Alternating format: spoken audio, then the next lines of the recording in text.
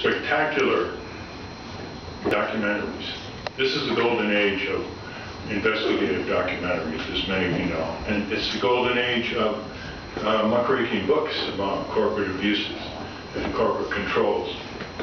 And yet, we've gotten very little for it in terms of legislation or judicial victories or even a shift in the electoral pattern as to who runs and who wins at local, state, and national level.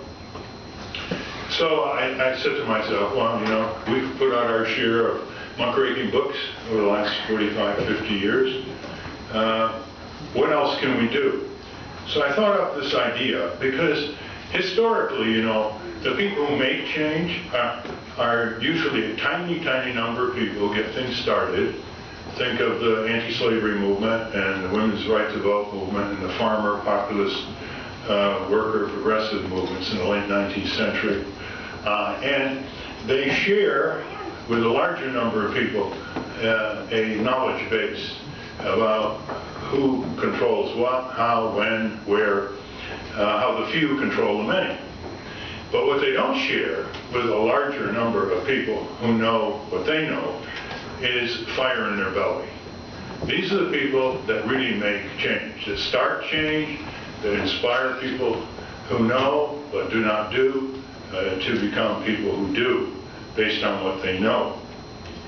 And that happened, you know, with Rosa Parks, who refused to go to the rear of the bus in 1955, Montgomery, Alabama, when segregation was supreme. It was true for the workers forming the United Auto Workers in the sit-down strikes in the late 30s in Flint, Michigan, Warren, Michigan. It's pretty much true throughout. It sort of reflects Margaret Mead's point when she was asked, can a few people make a difference? But as you know, she said, well, little else ever has. It starts with few people. Now, fire in the belly, then, is the requisite. As a population, we have an enormous consensus behind certain change, contrary to the so-called polarized politics in Washington, which are polarized increasingly more and more about less and less of anything significant. And they're very similar on things like foreign and military policy, obeisance to Wall Street, commercializing elections, etc. They're really very similar that way, some very fundamental issues. But the idea here